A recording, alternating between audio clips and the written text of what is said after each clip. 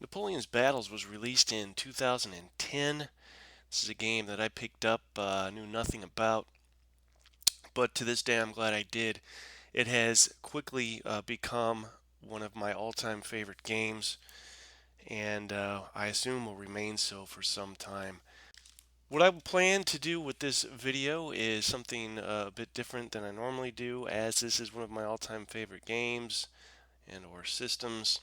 I wanted to do this game a little bit of justice here and do kind of a two-part video. So the first part will entail uh, the narration as you hear me speaking now, explaining a few things, how the game works, and then the second half of the video will be a video of some playthrough of the game in action.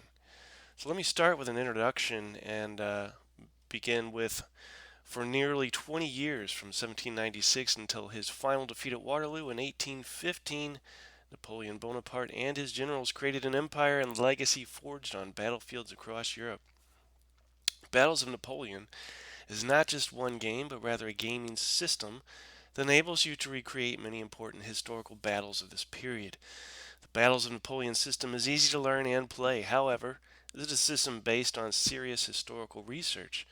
This is not only a game that is challenging and quick playing, it is also a game whose players face the same tactical problems that commanders of the Napoleonic era had to face.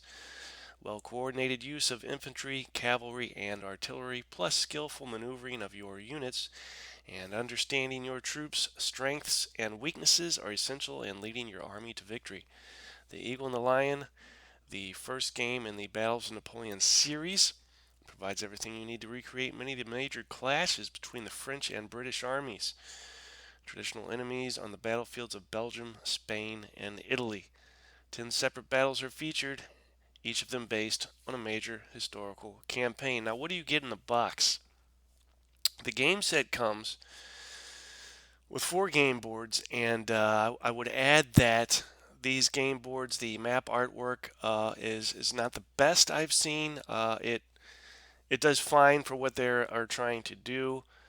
I think a little more thought could have been put into the artwork. That said, but the game does also come with 200 plastic figures, including artillery pieces, 150 plastic stands for the figures, 120 cards in 3 types: event, reaction cards, unit cards, and commander cards, 2 10-sided dice, 20 order markers, 150 counters, 2 player reference cards, 1 scenario booklet, and a rules booklet. Before play, you will need to assemble some of your figures. Cavalry and leaders use a separate horse and rider figures, and guns are composed of multiple parts, so there will be some gluing going on, some minor assembly. You must also punch out the counters and markers from the sheets they come in. And in addition, after you choose a scenario to play, you then need to fit the figures onto their collared stands according to the scenario's setup instructions. We'll get into all that. So, again, I'm not going to go over everything in the rulebook here, but I will go over some key points. And let's start with some unit cards. And specifically, what we have here on the screen presently is an example on your left, an example of an infantry card. And you have the unit type. This would, for instance, be an infantry line, or line infantry. Your morale, in this case, a morale value of 5. The card number, which indicates the card for game setup. Your fire modifier, for this card that would be +1. A melee modifier, which would be 0. And the icons in the lower left corner show the number of figures, which would be 4 in this case, that compose a unit. Using the optional rules, each different icon corresponds to a different troop type with different characteristics. And also the quality of the troops, that was something to be used in future game expansions. Now, there were no expansions that were released for this, unfortunately. All that is available is this base game. I'm not sure what happened with that. Probably something to do with publishers. A number of folks were involved in publishing this. But this is the only game available. There are no expansions, so that quality of the troop thing never was never used. On your right, you'll see an example of a cavalry unit card. Again, you have your morale value. In this case, it would be an 8. The card number, which allows you to identify for setup melee, is a +4. And if you'll notice, there is not a fire modifier because cavalry can only be used in melee. And of course, your icons in the lower left corner show the number of figures, which in this case would be 3. Moving along, we head to the, let's see, artillery unit card. So as you look at the screen in the upper left, you'll see an example of an artillery unit card. This guy has a morale of 7 and a fire modifier. Looks a little different for artillery. Your highest number, the +4, would be for close range or targets that are 1 hex away. +2 would be for targets that are 2 hexes away. And +1 would be for targets that are 3 hexes away. The ammo is optional. You'll see a 5 there. That means this artillery unit could fire a maximum of 5 times if that option was used. And then we have on the right an example of a unit group, and this is according to the game setup what a unit would look like. Now the figures at the bottom right of the screen are what will be on the game map proper, and then off map would be your leader, represented by a leader figure on map, but the leader card off map, and the accompanying unit card with an order counter and a color identification counter. Now, a number of these units uh, coincide within a group. That is to say, you could have anywhere from 2 to 3 to 4, etc., part of the same group. In order to help identify who was part of a single group, they use color identification, and that works out very well. I'm a big fan of that. Moving along, we come to the leaders, or the commanders, if you will. So at the top, you'll see examples of a commander-in-chief card on the upper left. And you have, starting on the left, you have your orders value. This is the die roll modifier to have the Commander-in-Chief's dispatches or orders efficiently received and performed by his subordinate units and unit group commander. Then you have your melee value, and any Commander-in-Chief that is attached to a specific unit, they can adopt his melee die roll modifier. Then the morale, which is a Commander-in-Chief's die roll modifier for morale rolls of the unit he is grouped with.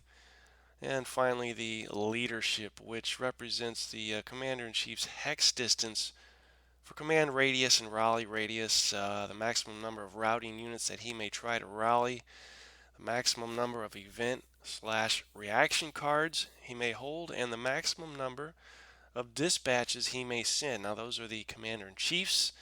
Underneath them are the unit groups. Each group will have a unit group commander. They also have similar representation with the orders, melee, morale, and leadership values. That brings us to the orders, and each unit group will be given an order. Some of the scenarios designate specific orders that a group must start with. Then they are of 4 type: attack.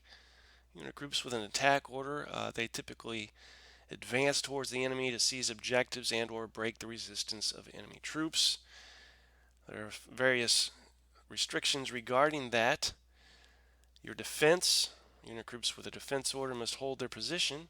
They do not advance towards the enemy. They may, however, retreat away from the enemy. And maneuver. Unit groups with a maneuver order must move to a certain area of the battlefield, avoiding combat with the enemy until the maneuver is completed. Now, I would add that units with a maneuver order can move up to 2 hexes, while a unit with an attack order can only move up to 1 hex. And then finally, reserve orders. Unit groups with reserve order basically stay in place, do not take part in fighting. Instead, they wait to be sent orders for a more active role. And you might ask, what would be the point of designating a unit as reserve? And the benefit of that would be, I think your card hand allotment increases for each unit group you have in reserve. That brings us to, if you go to your left, you'll see the turn sequence. This consists of the command phase. This consists of sending dispatches to unit groups and assigning orders. Now at game start, all units automatically receive orders. No one needs to roll to see if anything is received. You may move your commanders in chief, then carry out the orders and check for out of command units. This is followed by the event/reaction card draw phase. I myself have been known to make this an optional part of the turn sequence. Don't typically mess with the cards, but you can definitely do that. That's followed by the action phase, which is broken into 2 segments. The first segment of the action phase is the formation change/wheel move fire. And that is followed by the second segment of the action phase, which is the formation change wheel melee and cavalry charge. And to conclude the turn sequence, you have a rally phase. Below the turn sequence, you'll notice the formations that units can take from column to line to square to open order. And when it comes to artillery, you have limbered and unlimbered. Then to your right, you'll notice the morale. There will be numerous times during the game in which units will need to test morale for a variety of reasons, and from anything from a combat result to attempting to form square. Moving along, we have our melee and fire charts. Melee on the left, fire on the right.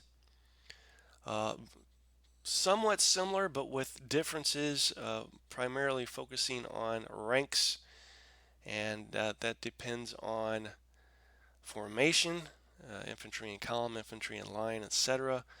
And then a whole gambit of modifiers.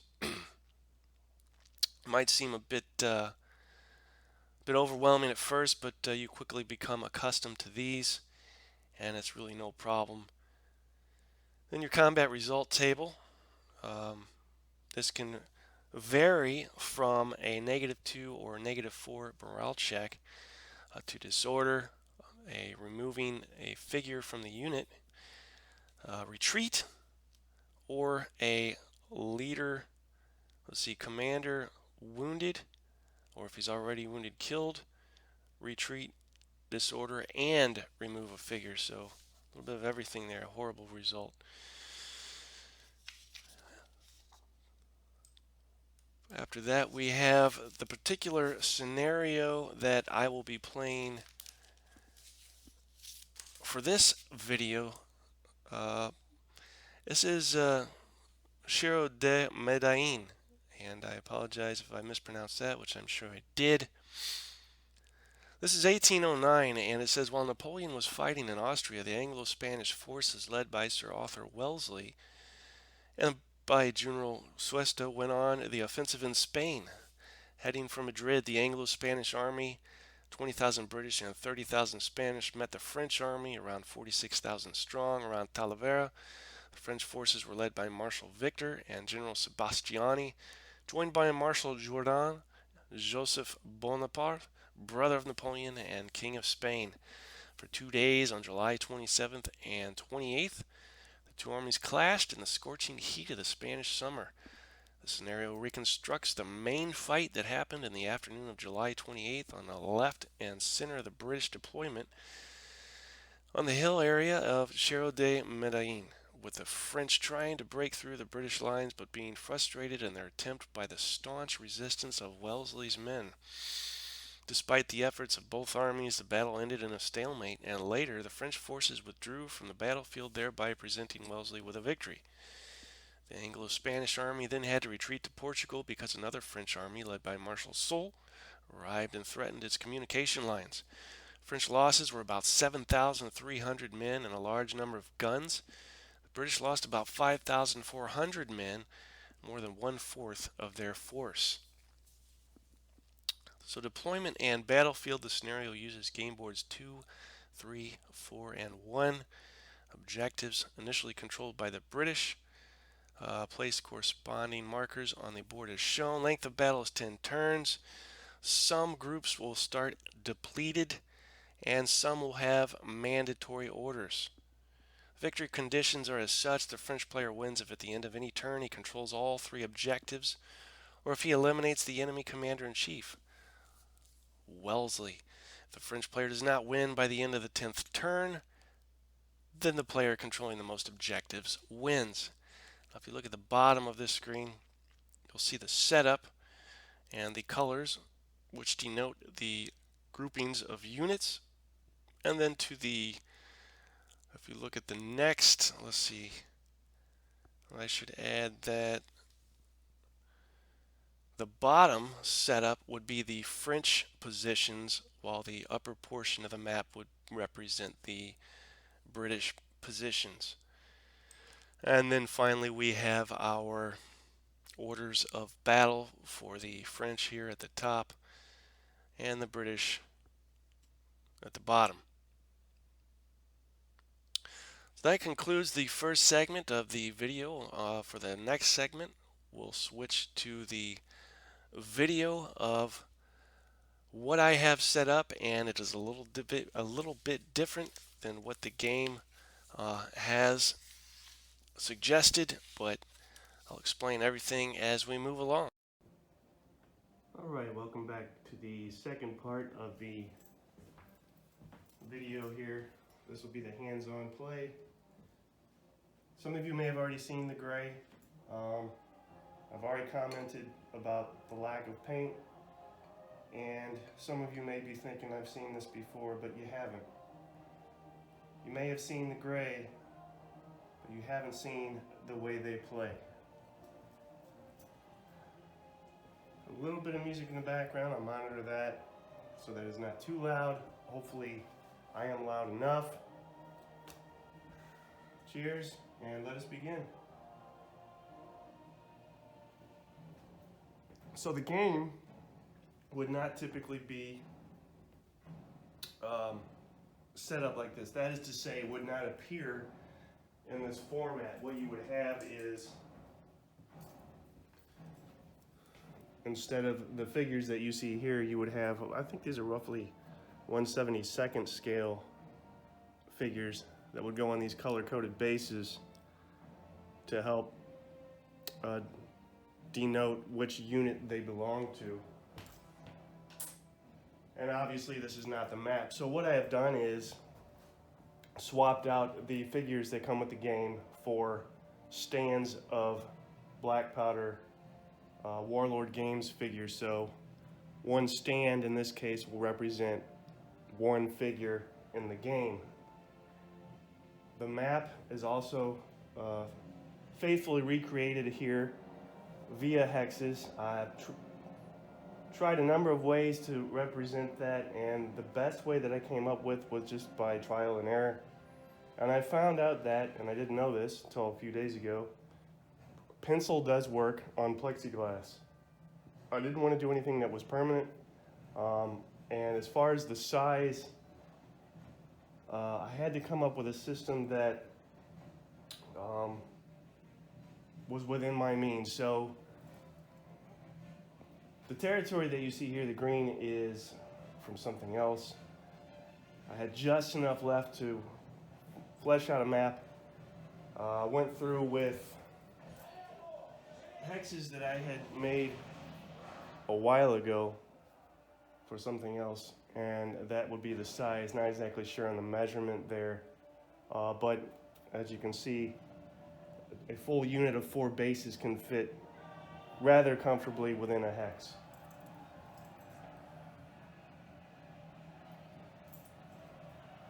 Um, and then a typical, let's see, let's go by this artillery unit here with the black cube. Lets me know that that refers to this artillery unit card with the black cube. That is how I've done the system, which is the way the game asks you to do it, and that is for each unit. Let's run through the units. So this is all, these 4 units are all one unit group. This is the French here. We have an artillery unit with 2 separate, they are the same strengths, but they are separate units. Our commander-in-chief here, and some French cavalry. I think that is cavalry de line. And then we have 4 unit groups here. 3 of them will have a similar stat. The one on the right has a different stat. And then 4 unit groups here. That is for the French. Then for the British, we have 2 unit groups, some cav, 3 more, a unit group of 3, a unit group of 2, commander-in-chief, artillery, a unit group of 2, artillery, and some cavalry. The hexes here, the green hexes here represent woods. And the green hexes here, you'll see 3, 1, 2, 3. Those are not woods, those are victory hexes. The French need to take those hexes. That is the setup in a nutshell. We've got the French here, the British here, and we're ready to go.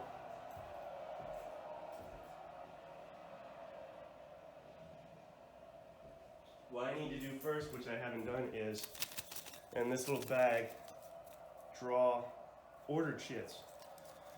You draw them randomly, and here's why. Because each ordered shit has a number, and that is the order in which a unit will activate.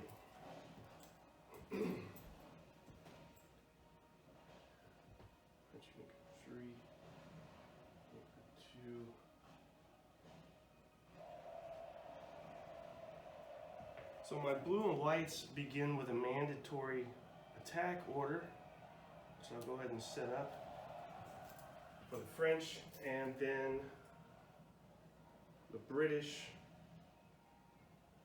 I'll assume that's these British unit group blau or blue if you want, also gets a mandatory attack order. The rest can be changed as I see fit. So for this group here, I will give, let's call them the red unit group. I will give them let's give them a maneuver order, which allows them to move 2 hexes instead of just 1. And then for the British red group, let's give them attack order that will allow them to only move 1 hex. And then we come to this group here. Let's definitely give them a maneuver order. They have little ways to go there. And then we have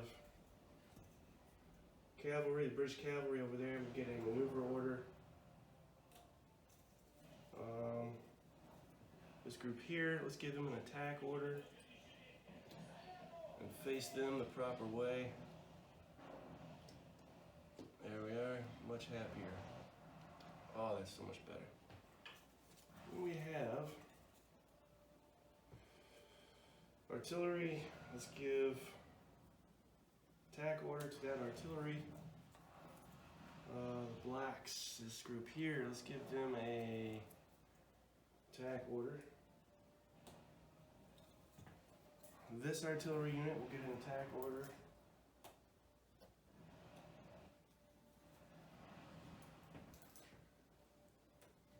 I'm covering up stats, which I need to see.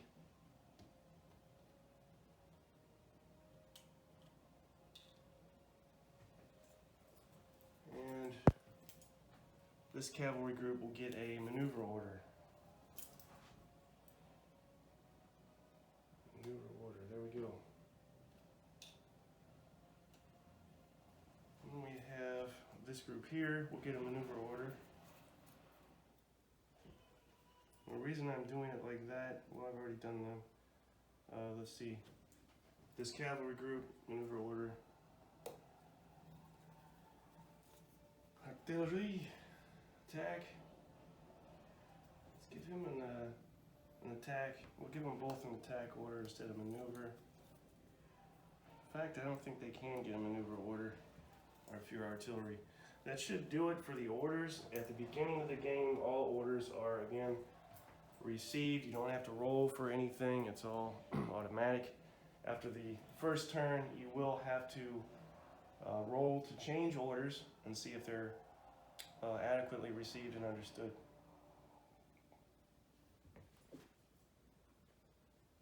And so we begin the game. So what we're going to do is look at these order cards we just handed out to our unit groups. And you go from low to high. Whoever has the lowest will go first, etc. So we have a 7 here. Well, there's a 3, that definitely beats a 7. So we got, looks like the British artillery unit, this guy here will go first. He does have an attack order, which means if he likes, he could move up 1 hex. But he does have another artillery unit within range, as well as a a French unit group within range. That would be 1, 2, 3 maximum range, but I think it's worth a shot. So let's go ahead and do it. I'm going to roll a 1 die 10. I get a 6. Could be bad, could be good. We go through the fire chart. So with this 6, we want to add the fire value printed on the unit card. That value comes out to 1. That 6 now becomes a 7. Then for each gunner or infantry figure firing, there are 2 infantry figures represented, so that would be another 2, becomes a 9. For each non-disordered, non-reduced unit supporting the attack, we have nobody supporting the attack. Target, +1 per each rank in the target. Now, everybody thus far is set up in column. I can't accurately represent line by physically doing so on the table because the hexes aren't big enough for these guys to be stretched out 4 bases long. So what I have is little markers that I can help denote who is in line, but nobody is in line as of yet. That said,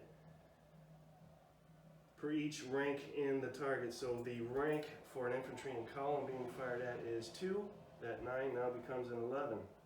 11 is the sweet spot. We want an 11 or higher for a hit result. And the terrain is not going to play much into this scenario, as I don't have hills set up.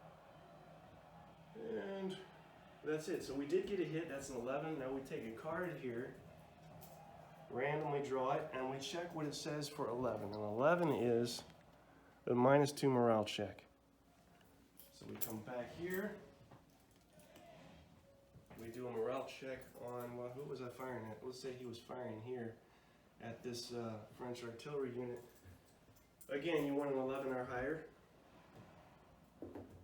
He got a 1, and I can tell you right now, without even doing modifiers, that is not going to be enough. His morale is merely a 7. I mean, we can run through it if you like, but that makes it an 8. And we have modifiers for our morale, such that morale value, which we've already added, per figure currently in the unit, well, that's 3, so that's now an 11. But it's still not enough. We're not disordered, we're not routing. We do not have a maneuver order. We're not attacked on the flank or rear, not trying to form square, and we have no commanders, that is to say unit group commanders or commanders of chief attached, and that 11 is not going to be enough because we had a -2, So he failed his morale check. What does that mean? A failed morale check in this case going to be represented by a disorder counter. Show. Here we go. Disorder counter. What's the lighting here, guys? Off. Place that disorder marker on the artillery unit and then go right along our way. So that was 3. And then we should, nope, we got a 5 here. So looks like the British get to go again, and it's going to be this unit group here who has an attack order. Again, that allows them to move 1 hex. They shall do so, moving 1 hex thus ways.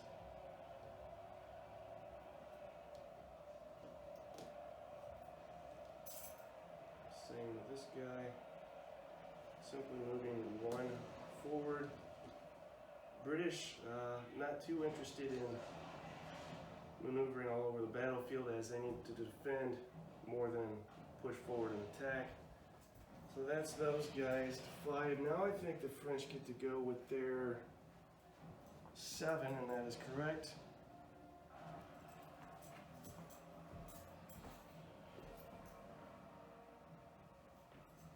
So move our 7 here. 7. That is our line infantry. These guys here. They have an attack order. Now, why would I not give them a maneuver order which would allow them to move adjacent to the enemy unit? Well, that is because you're not allowed to do that. You can issue a maneuver order, but you cannot move adjacent to an enemy unit with a maneuver order. You can do so with an attack order, which is what they have, but you can only move 1 hex at a time with an attack order. So what that amounts to is my moving 1 hex up, which is what we'll do. And this game can be run in such a manner that you use measuring sticks.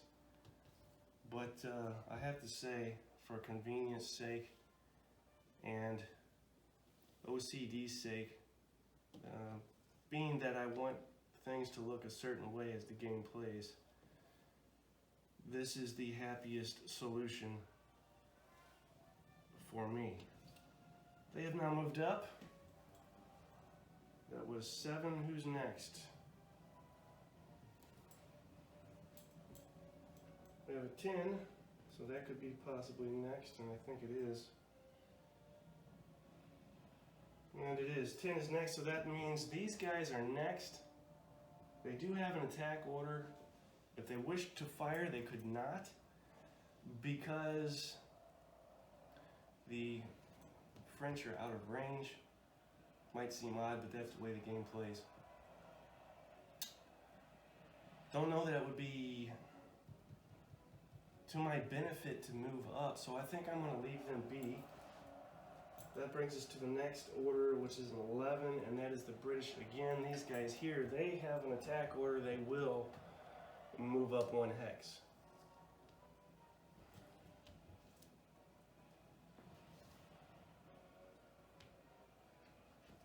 And again, as a reminder, I have opted not to use flavor cards for this scenario. Why would I not do that? I don't have a good reason. I just, to be honest with you, I tend not to use them ever.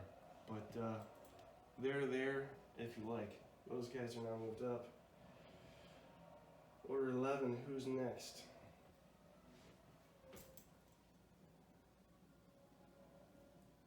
Well, it's not going to be the French, I don't think. The next number I see is an 18.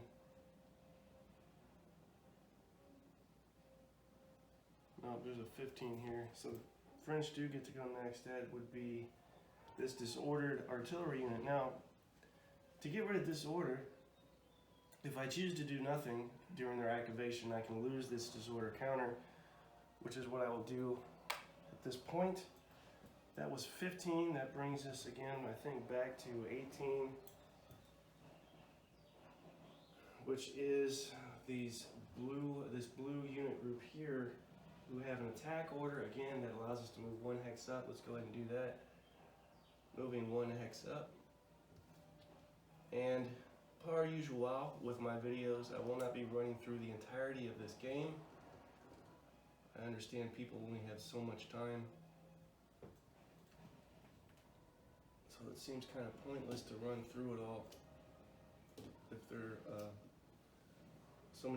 such few people will be watching.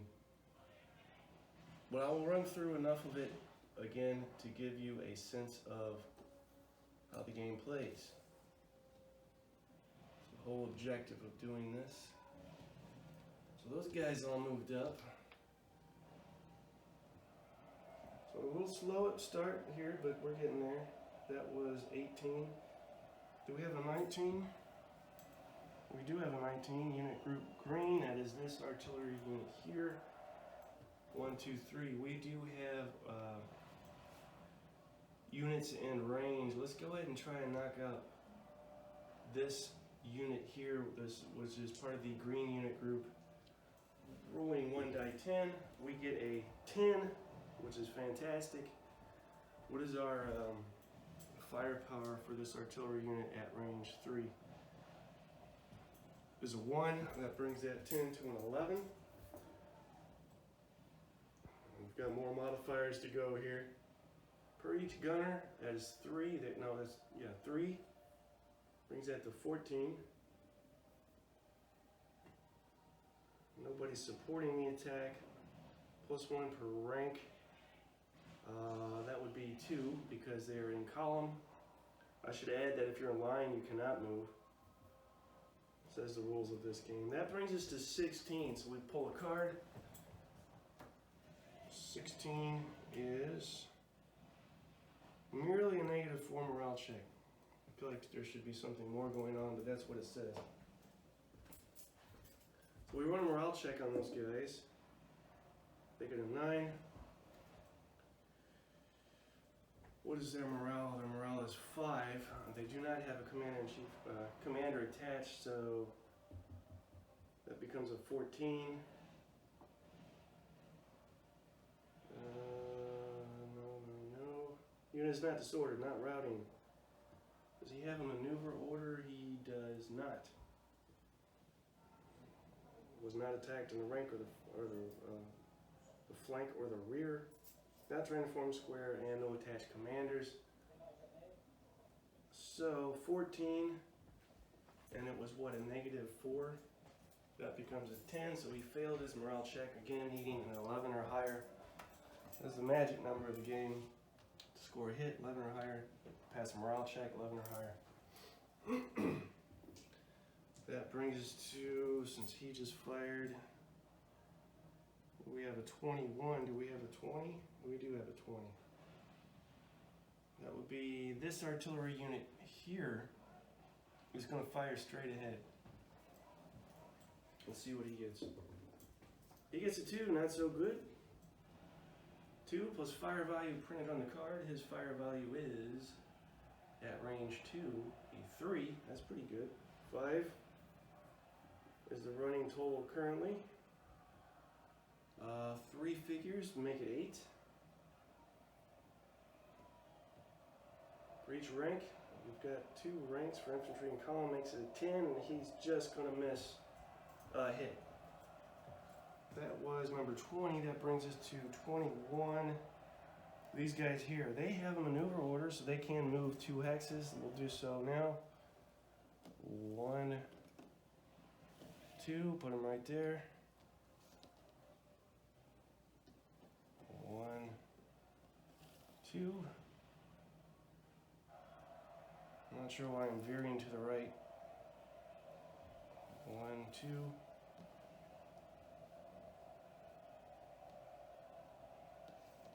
And 1, 2, and this unit actually has an attached, attached unit group commander here, which gives them a nice bonus for morale and melee. They're now done. That was 21. Do we have a 22 or a 23?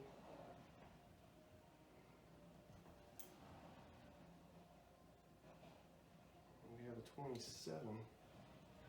4 to 5, 26. Believe it or not, We'll jump all the way to 27. That's who's next. That's this red unit group. They have a maneuver order. They cannot move adjacent, so they can't fulfill the entirety of that maneuver order, but they can move one up.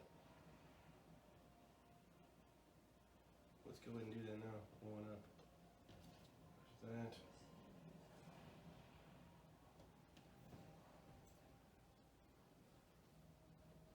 I think I'm doing that correctly. You're going to opt to only use half movement if you have a maneuver order and can't move adjacent. It's not that they couldn't move at all. That wouldn't make sense, so that's what we do with that. That is 27. That brings us to only one left for the French. A couple for the British here. We've got, next would be 32, which is this yellow infantry or cavalry group. They have maneuver order, so they can move two, which is the same as infantry, and you would ask, why couldn't they move more? I don't know. It's the gaminess of the game. Seemingly they could move more, but they're not allowed to. That's 32. That brings us to 35. And then 37. So the British, that cavalry group there, maneuver order of 2. 1, 2. Sorry, blocking the camera. 1, 2. Oh, and the wheat field is just for looks. That doesn't affect anything in the game. 1, 2. And the attached unit group commander. Alright, so I think that is it for the first phase, or first segment rather. Everybody's done. 35, 37. I don't see anything higher than 37. That would be 8. And as far as videos on YouTube for this game, I've only found 2 other channels that have given this game any love. One being Charlotte area historical gaming, who, my lord, I think years and years ago I was told to please give us a shout out, and you know I've always forgotten to do that, but better late than never. Here's a shout out to Charlotte area historical gaming, and if I'm not mistaken, is that Charles Cabell? Is that the same channels? Because there's also Charles Cabell channel. I don't know.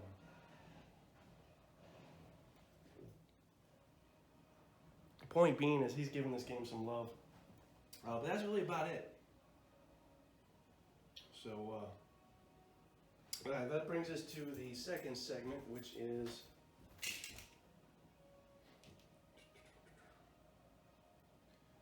and I should add that when you move, you can wheel or change direction and change formation. Could have fired too during the, well, we did do some artillery firing, but no infantry firing because nobody's within range. Now with the second segment, the action phase, this is where the cavalry charges and melee come in. We have nobody adjacent, so there will be no melee, but we do have some cavalry charges that can take place. We have this group here, the British yellow. French won't be doing any charging, you're too far away. And then this group here can do some charging. They do have mass charging rules, which I will not use today for brevity of game's sake. So let's go ahead and try and charge. Now with the cavalry charges, let's say this yellow unit group here, which is light cavalry, they want to charge this group here, they get a chance to form square, right? So let's go ahead and run through that. It's basically a morale check with some modifiers. I think they did it because they rolled a 10, which is as high as you can get. What is the melee value of this red unit group? It is, or I'm sorry, the morale value. It is a 4. That brings it to 14. got to run through all these modifiers. They're very important. Per figure currently in the unit, well, we're not using figures, we're using bases, so that would be 4. That becomes 18. Morale value of one commander chosen, and he is, I covered him up. He has a morale value of 3, so that becomes 21. Track of this here, and then we have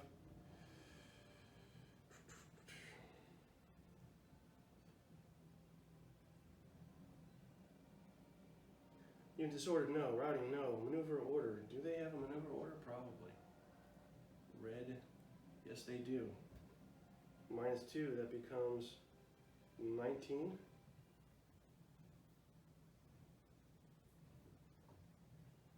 We're not attacked on the flank or rear. Trying to form square as reaction to a charge by cavalry at 2 hex distance is -2. If they were Jason, it would be -4. So that 19 now becomes a 17, which is enough to, more than enough rather, to form square. And we have markers to represent the squares. These are all included in the game. I'm not going to see this here, but these are most, if not all, the markers that you'll be using. Form square, where's my square marker?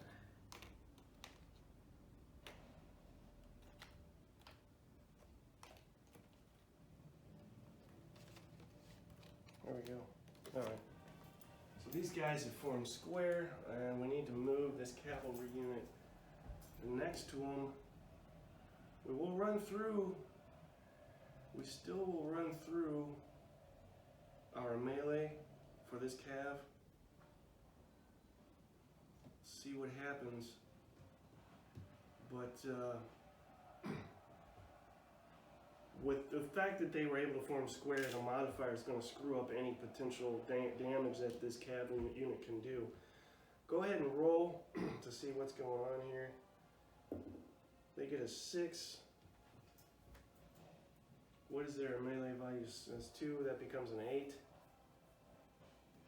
For infantry or cavalry, let's see. 2, because they have 2 cavalry stands. Per rank in the unit, unless the unit is disordered, that would be 1, so now it's an 11. So when you run through the melee modifiers, you do ranks for the attacker and the defender. A lot of times those cancel out. We have a commander attached. We can use his +1 there.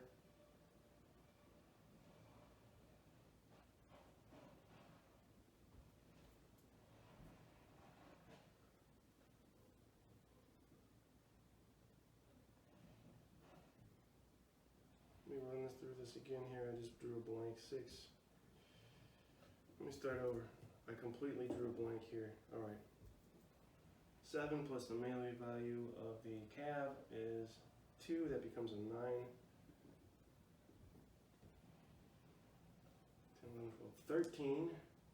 I have 2 dice in here, and I couldn't remember which one I was using for my per rank. That is 1, so that becomes 14. Attached commander, 1 becomes 15. Nobody's supporting. Per rank of the defending unit, now that would be -1 infantry in column 2, so that becomes a 13.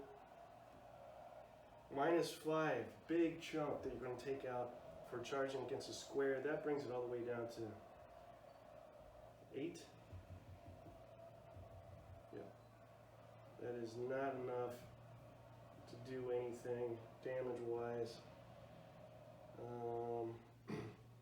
So, as I suspected, the cavalry charge against this unit did nothing other than, since they charged against a square, they get an automatic disorder, the cavalry unit does, for doing so.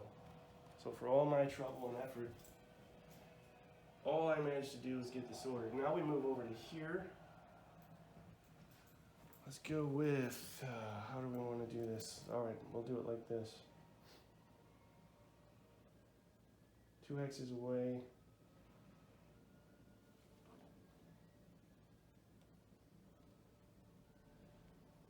Let's start with this one here. Now there are 2 cavalry stands, but I have a little chip here because it's actually 3. 3 wouldn't fit in a hex. But it has a 3 strength cavalry unit attacking this. Jesus. This unit right here. So let's roll for that. Got a 7. No, actually we need to roll to see if they form square first. So I roll that over. I'll go. Not good. Not good for the French. They rolled a 1 in their first attempt to form square. So what is their morale value for orange? Orange is 4. That 1 becomes a 5 now. Not good for the French. 4 stands, that becomes a 9. No commander attached. Not disordered, not routing. Do they have a maneuver order? Probably. And they do. So now it's back to 7. We lost 2 points for having a maneuver order. We're not attacked on the flank or rear. Trying to form squares rash to a charge by cavalry at 2 hex distance. That's another -2. So they were not able to form square, which is not good. Now we can roll for the British heavy cavalry, I believe is what that is. They roll a 9. This is going to be bad. So a 9, and they have, what is that, orange? +2. No, that's a light cav, I'm sorry. 9s, but it is an 11 now with their +2 modifier.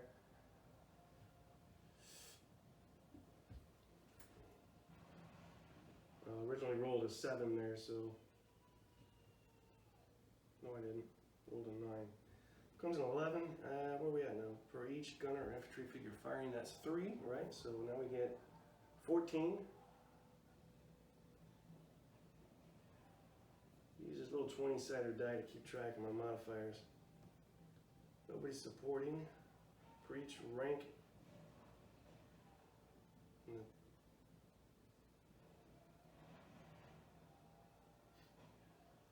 each rank in the unit we have, that's going to be 1, so that's 15. Then we drop to no attached commander. Nobody's supporting. Per rank in the defending unit, that is 2, that becomes a 13.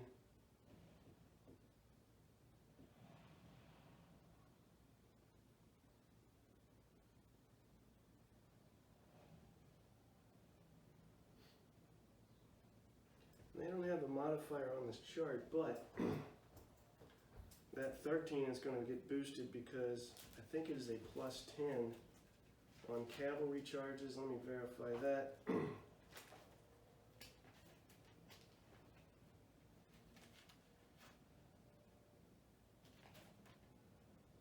Yep.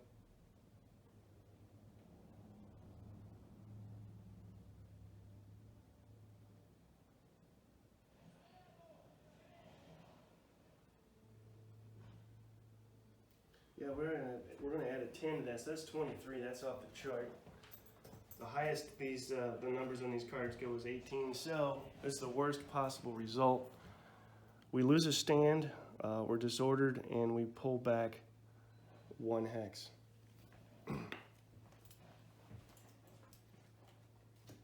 So let's pull a stand off. And we're disordered. And we pull back 1 hex. Now,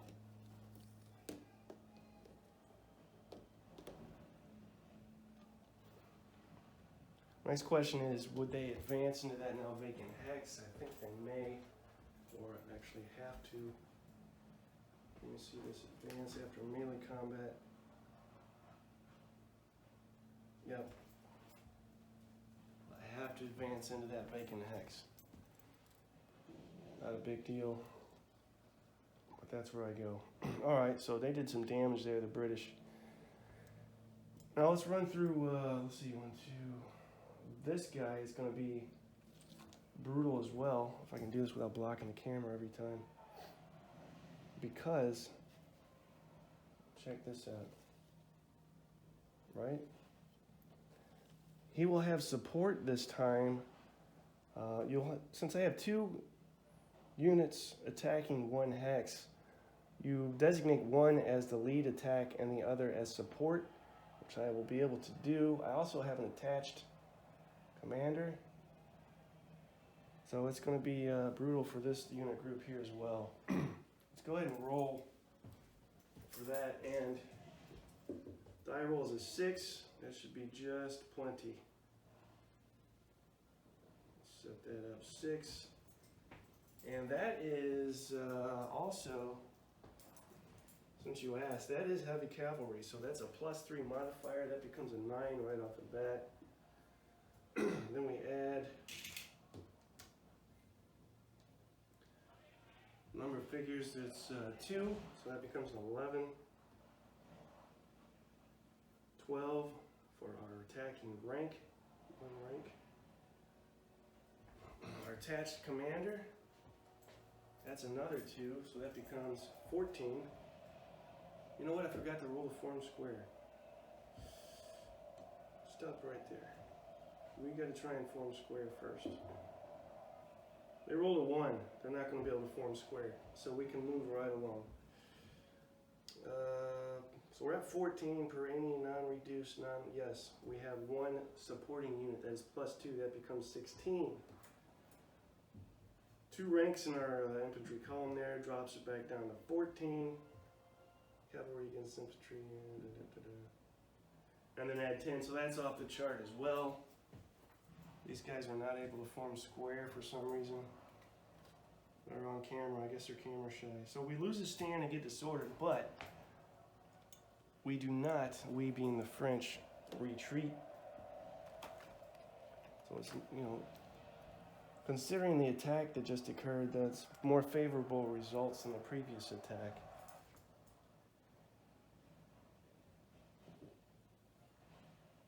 That's going to conclude the second segment of the first turn.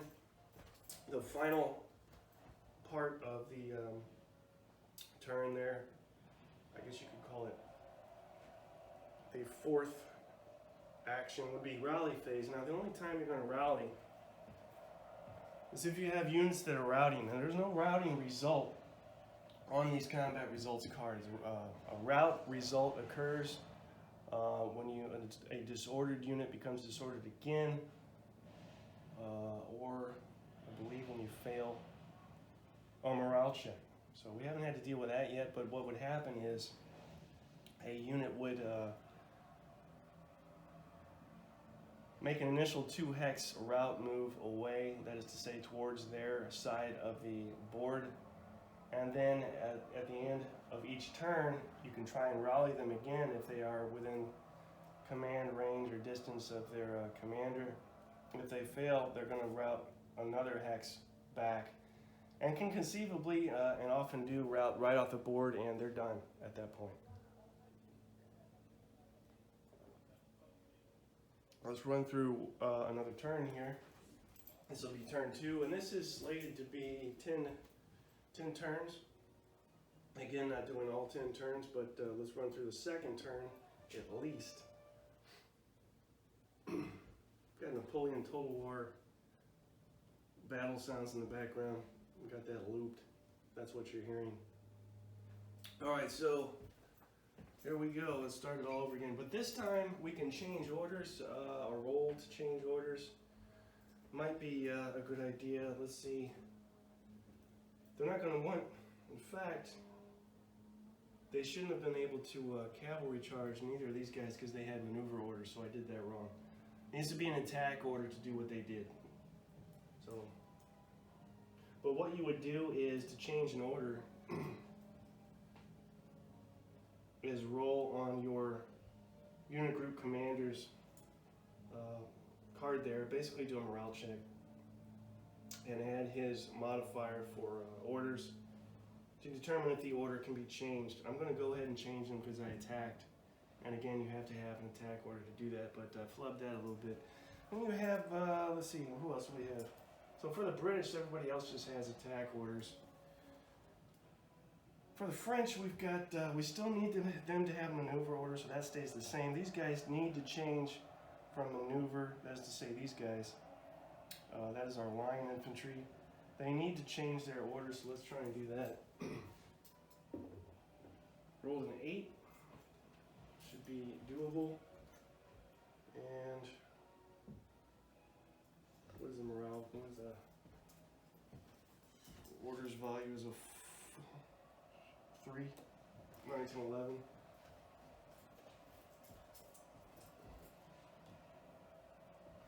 Make sure I'm doing this right. We're going to change your orders.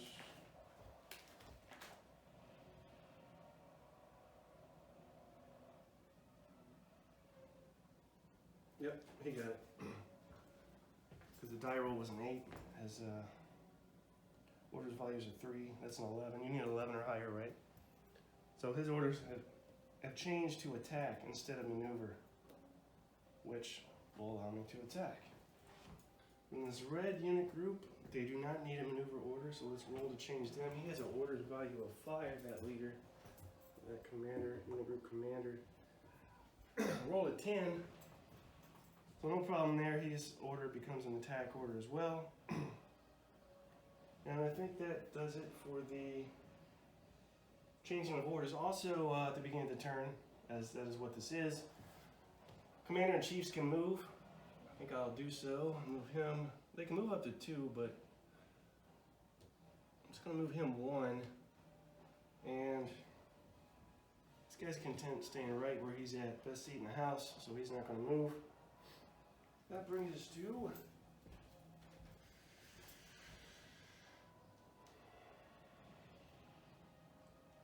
check for out of command units. Do we have anybody that's out of command? I don't believe so. Artillery units are always automatically in command. They don't have unit group commanders. Everybody else looks fine. So nothing going on there. Nobody out of command. And as you can expect, if you're out of command, you have penalties you have to deal with for being so. Our event card reaction draw phase, we're not using those. That brings us to the action phase, which is our movement and fire phase. So who goes first again? We got to decipher this. We've got a 7. I don't remember who's, oh, we got a 3 here. I think he's going to go, right?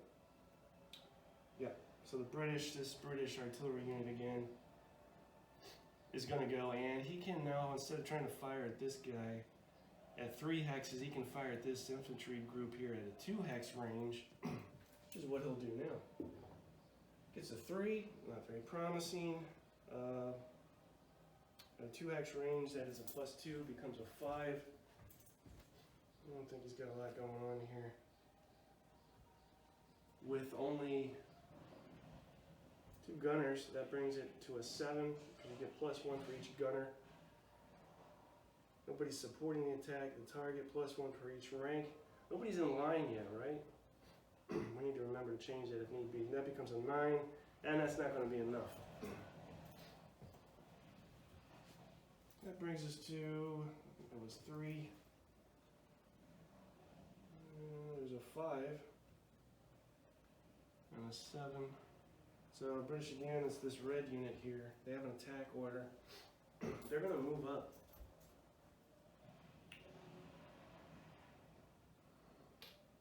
Move up 1 hex. So see, part of the reason I like using the hex is when you get in close with this stuff, it's much easier to figure out how to maneuver and move and wiggle around through these tight spaces and keep track of what's going on. That's primarily why I prefer it. There's no doubt as to what's taking place and who's doing what. No confusion. So that was the guard infantry, actually, is what these guys are over here. Number 5, that brings us to, I believe, number 7, which is the French. That is the case. These guys here, they have an attack order. They really need to move up, and that's what they're going to do. Move up 1 hex. And as you can foresee, a lot of stuff going to be going down in the coming turns. A lot of melee in this upcoming turn, this turn right now will be happening. But definitely in the upcoming turns, a lot of firing and melee. Because if these guys, so consider turn 3, right? These guys are already here, assuming they remain here. There's a lot of firing that will be able to take place because they're now within range. So those guys are done. That was a 7. I think we have an 8. What we do is this yellow light cavalry group that is disordered. Now remember, if we do nothing during either segment, action segment, we can remove a disorder counter. That's what they will do now. They're back to good order. That was 8. Do we have a 9, 10, or 11? There's an 11, 10, 11. Do we have a 9? No 9, but we do have a 10, 11, which are both British. So this 10 is this black unit here. Now, they can fire, right? Because they're within range, so let's do so. Moving left to right, starting with this group here. You do not get a modifier for having attached commander for fire. That's only for melee. So again, starting from left to right, rolling 1 die 10. We get a 5, not sure if that's going to be enough. What is the fire value of our blackies? That is our line infantry. They get +2, so that's now a 7.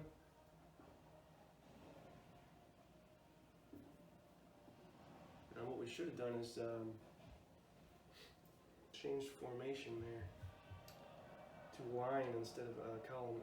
Per each gunner or infantry figure firing. Well, that's only going to be 2 because they're in column and they have 2 up front, so that's 9, whereas it would have been an 11 if they were in line. Brings it to a 9. Nobody's supporting. For each rank in the target unit +1. French are in column, so that brings it to an 11, which is just what we need. No 11 on there. It's a 10-sider. And no terrain modifiers. So we just made. Drop to the. That has now become a cat toy. We just made a hit, is what I'm trying to say. Pull a card randomly and check the 11 spot. Now these cards aren't always the same. They're mixed up. Each card, the result that is attached to a number, is not the same as the card before it. So an 11 in this case is merely a disorder result. I say merely, but could have been a lot worse. And that is for these guys here. And then let's go ahead and fire at this group here with the attached unit commander. That's a 3, not so good. Fire value printed on the unit card. What was that, a 2? That becomes a 5.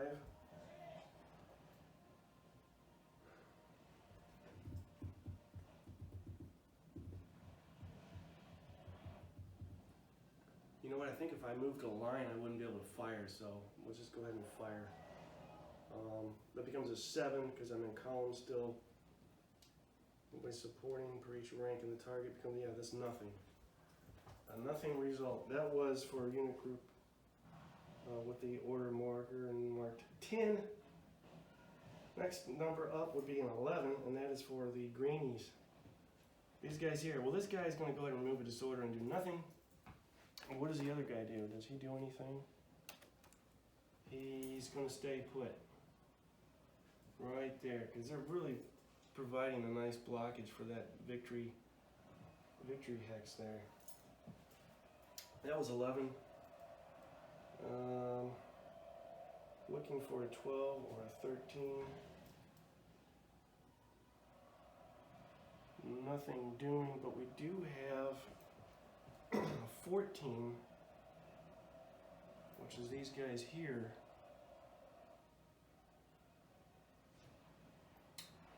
And we can not do anything yet because being cavalry, they can only melee, and that's in the next segment. So skip that. Brings us to, should be 15. We do have a 15. This artillery unit here will fire at a 3 hex distance. You know what? I'm going to go ahead and move them. So I guess that means they would be unlimbered, right? If they move. Turn them the other way to represent unlimbered. I mean, I need a better modifier, and I don't think these guys are going to move since they're defending that area. So that's what they'll do. Then that brings us to 15. We have a 16. We do not. So that brings us to 17, which is these guys here. They can fire and shall do so. That is to say, this guy will recover from disorder, this guy will recover from disorder, but the middle unit there can fire, and again will do so. They have no fire modifier. That is simply line infantry is what we're looking at here. Alright, no whammies. We got a 1, that's nothing. I'm not going to bother with the modifiers. Flub that. So this entire group here, they've accomplished nothing. That was 17, then we look for, if we have an 18, that's who we'll go next, and we do. That is the British Blues. Nobody within range, they can move up 1, and I think I'll do so now. Moving up 1 here. So again, lots of melee going to go down at the end of this, in this melee segment for this turn. There, and this guy here. And options as well. I mean, I could really bear down on a single target hex or spread out my attacks. I have tactical decisions to make. But you see how crowded all this stuff is? But even that being the case, I can still easily keep track of what's going on because of the hex system. This makes it easier. That was 18. Do we have 19? I think we do. We do. That is our greenies, or that is to say our artillery unit now. Artillery also has a firing arc. If you follow the hexes, it goes out like that. You don't have to change facing if a target falls within that arc, and one does. So at a 3 hex range, I'm not moving there. 2 hex range and fire at this guy actually. So let's do that, and that's for artillery here at +2. So let's go ahead and take care of that. We roll, oh Jesus, a 1. +2 is a 3, not good. 4, 5, 6, still not going to be enough. Nobody's supporting. 7, 8 for each rank and the target. Yeah, not enough. So nothing doing there. That was for that 19. Who's next? We have a 20 or a 21. We do have a 20. Wow, look at this. Okay. This artillery group is going to fire at this blue unit group here at point blank range. Only got a 5 though on his initial roll. And that brings it, let's see here. Oh Lord, is a +5. Okay, must be heavy artillery. So now it's 10, just like that. For each gunner, what are there, 3? Yeah, that brings it to 13. Nobody's supporting. 15, because I'm in column as usual.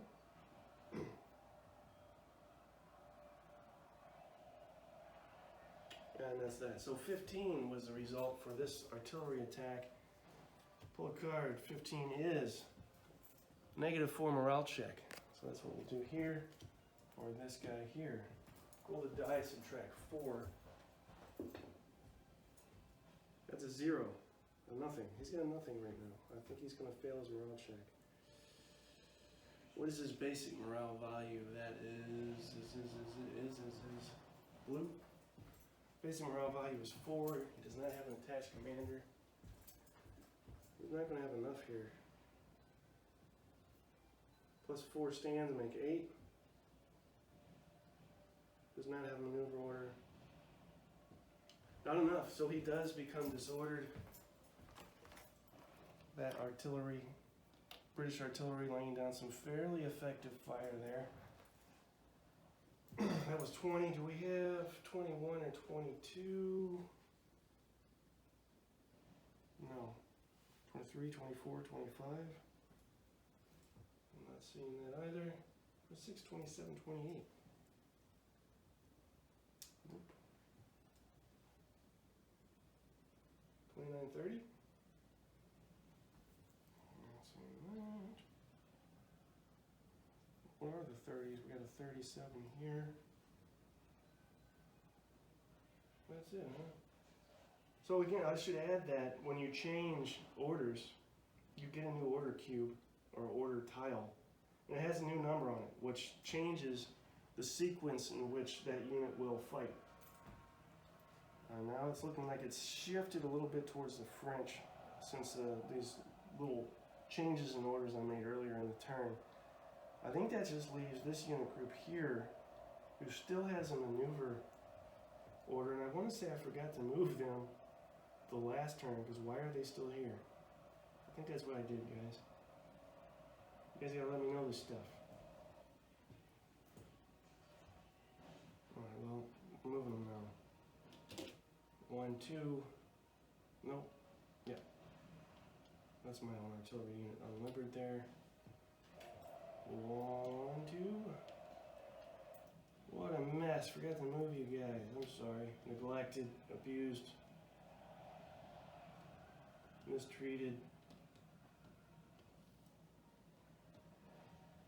Trying to display the beauty of this system and making it look not so beautiful. Right there. It does put them in a spot to do, at least this guy here can run a cavalry charge, so. Not to sound like a broken record, but a lot of melee is going to be happening coming up now.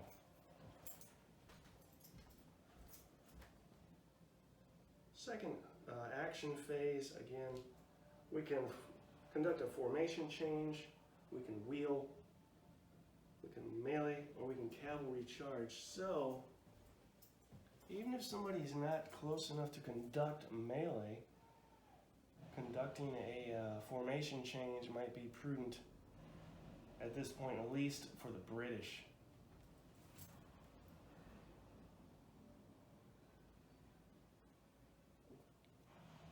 So you can get the full effect of your infantry firepower. Alright, bearing that in mind. Artillery units cannot conduct melee. So this 3 that usually goes first is out. This guy here is out. That brings us to, I thought we had a 4 over here.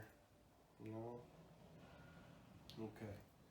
Back to this 5, which is this red here, and yes. Here's where it starts. Let's start with these guys here. And they are not disordered, so they can just roll.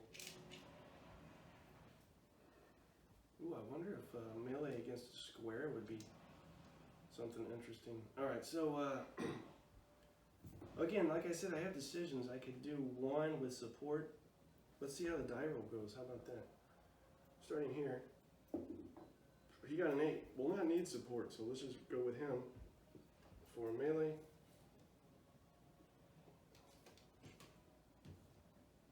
Their melee value is, that's guard infantry, remember, so they do have a +2, so that brings it to 10.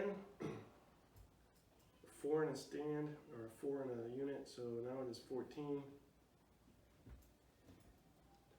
per rank. That's 16 because they're in column. So column good for melee, bad for firepower. The line good for firepower, bad for melee. Looking for my 16, there it is. No attached commander, no support. -1 per rank, so they are the French are in column as well, so that brings it down to a 14. All right. What is 14? 14 is remove a stand and disorder. That's what we'll do. Remove a stand and disorder. So thus far, the last game I played, the British got tore up, scenario 1. For this scenario, the British still have no casualties, but the French now have 3. Interesting. Let's run the attack for this group here. Let's go against that square and see what happens. Yeah, they don't gain any rank benefit for being in square. Oh my lordy, roll a 10. Melee value, I think that's a 2. Yes, it is. That becomes a 12. There we are. Per infantry or cavalry figure in the unit 12 and 16 now is where we're at. Per rank. 18 for our 2 ranks. Oh Lord, attached command. No, he does not. Sorry. No. And no ranks for our defending unit because they're in square. That leaves it at 18, so not good. 18 is only a disorder. So see, where you would think 18 being the highest result possible, you'd be just a devastating result, but it's only a disorder because they randomize those cards, and I like that. You don't really know each time what you're going to get. So my next question would be if they're just all the it works out in the modifiers. I was going to say what effect would become a unit in square becoming disorder have on maintaining that square, but it all works out in the modifiers. That was number 5. Do we have a 6 or a 7? I think we do. Yes, we have a 7. Those are blues and whites. Well, half of our blues and whites here for the French are disordered, so they'll go ahead and recover, leaving the other half to conduct melee. Going from left to right, starting with this unit that has an attached commander. He rolls a 4, not good. Maybe our commander can pull us out. And the melee value for our whites is 0, not good. 5, 6, let's see, plus 4 is 8 because of our 4 stands. And we are in column, so that's another 2, becomes 10. Our unit group commander that is attached, he has a 3. That's enough to push us over, I believe. That now becomes 13. And nobody's supporting. Per rank of the defending unit, that is taken into account, so that's -2. That now becomes an 11. So we did get a hit. Pull a card, check. -2 morale check on them. Them being that victory hex. Let's roll a d10. 7 -2 is 5. Checking on morale. Basic morale value of, what is the blacks? That's basic morale value of 5, so that becomes a 10. And do they have... They do have an attached commander, and he has a morale value of 3. So now it's a 13. I don't think they got it. Not disordered, not routing. Does not have maneuver order. So they pass a morale check. That's what that amounts to. That brings us to this unit here. Attacking this victory hex. Ooh, attacking the artillery. Rolls a 7. And again, there no melee modifier there, no attached commander. But he does roll a 7. Plus 4 stands is 11, that's correct. For rank, it's 13, plus 2 for being in column.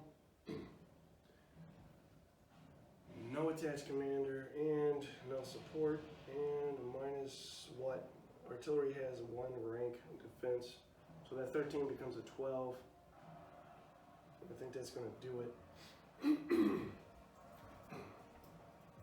Well, what this 12 result is, it is a -2 morale check. -2 2 morale check. Rolling 1 die 10. Got a 9. He's probably going to be fine. That becomes a 7.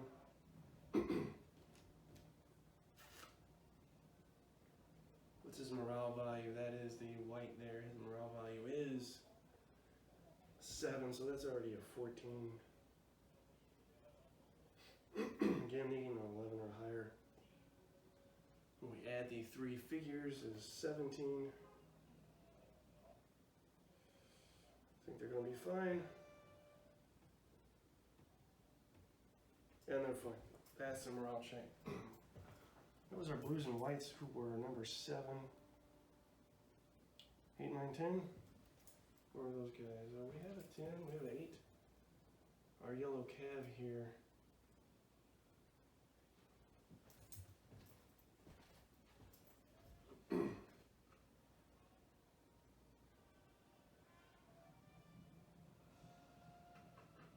You know what?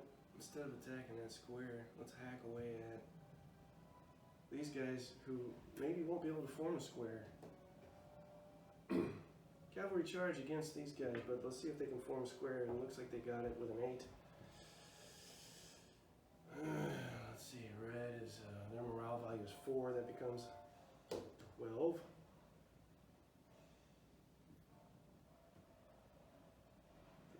$16.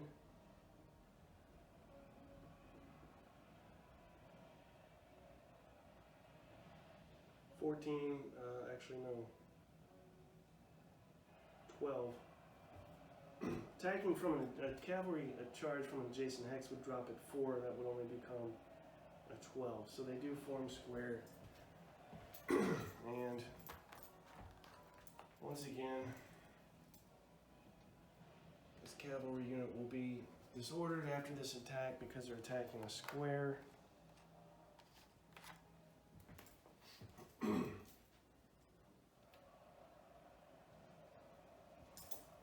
see what happens there. Finishing the cavalry charge here, we roll a 5.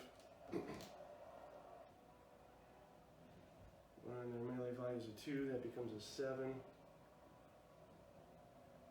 8 and 9 for 2 for each stand per rank. Only 1, so that becomes a 10. No commander attached. Yeah, there is actually. His melee. The attached commander only has a melee value of 1, so that becomes an 11. But this is going to drop down significantly because of the square. Per rank in the defending unit.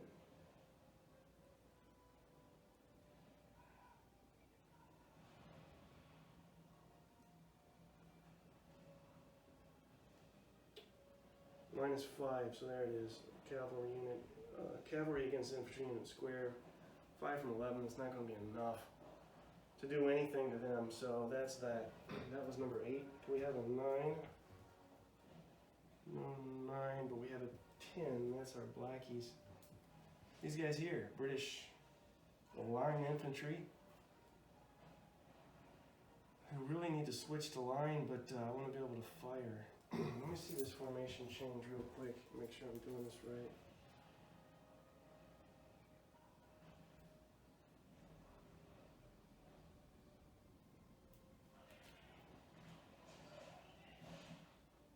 Yeah, you can only perform one of the following, so if I want to change formation, I won't be able to fire.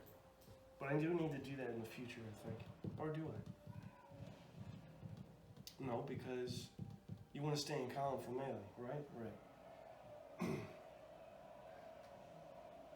I don't want to attack him because they're going to get, no they're not. They won't get that Commander-in-Chief modifier. So let's go ahead and do that. Let's attack him. And they have a commander attached. Only a 4 though, and on our blacks they have no modifier for melee. That is the line infantry. Attached to, let's see. 5, 6, 7, 8 for each stand. Per rank, that becomes a 10. Attached commander. Moving on up. Another 2 becomes a 12. And nobody supporting. infantry in column. That brings it to a 10. So they just missed a hit. I'm gonna roll for the next one. What did they get? They get a 10. How about them apples? You like apples? For infantry or cavalry figure, and that becomes a 14 already. This might be a blowout here, guys. 14, there it is. Per rank, yep, 16. They do not have an attached commander. Nobody supporting. -2 becomes 14. -2 for French being in column. So 14 in the result. Not a blowout, but still could mean something. And we get a -4 morale check. Look at 14. -4 morale check on that French group there. 4 from 7 is 3. That becomes, that's what we'll start with, a 3. What's their morale value? White. Morale value of 4 is now a 7. 4 figures. It becomes 11. So I think they got it.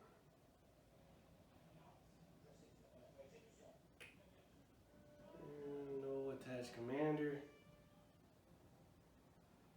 Not disordered, not routing. No, don't have a maneuver order. Wasn't attacked on the flank or the rear. And we already subtracted. So they just made their morale test. Now with the blacks, who were number 10, that brings us to 11. The greenies here for British, they've got nothing. Nobody they can fight with melee. Let's see, 12, 13. No, but we have a 14, and that is these guys here. Okay. Let's do this again with the one designated attacker and support. That's our purples. Oh, die. What do we get? We get a 1, not good. And are they into, oh, they get a chance to form square again, right? Because they're not in square. That is correct. Let's see if they can do it. Remembering that that was a 1 that we rolled. Forming square, we got a 5.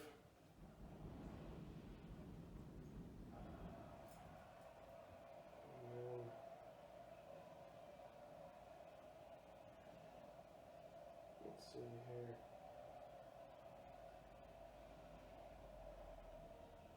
Basic morale. So basic morale value is, what is it for these guys?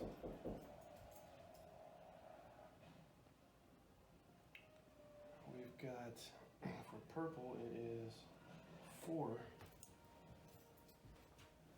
So that becomes a 9. And per figure, that's 4, so 9, 10, 11, 12, 13. And no attached commander. We're not disordered routing. We do not have a maneuver order. So it looks like they can form square there.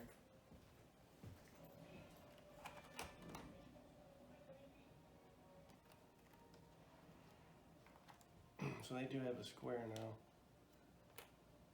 Good for them. And these cavalry guys have rolled a 1. For the love of God. So 1 plus 3 is a 4.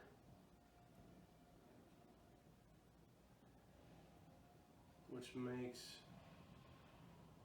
well, you do have attached commander there, and he has a 2. So 6, and then 7, 8, 9. And support brings it to an 11. But bad news is, oh, and then target is cavalry against infantry and square. Yeah, nothing. And that both those cavalry units are not disordered. So that went horribly, awfully wrong. We still have our trusty light cavalry here. which is going to wail away at this somewhat depleted French line infantry there. We'll see what happens with that. Get a measly 2. Oh, I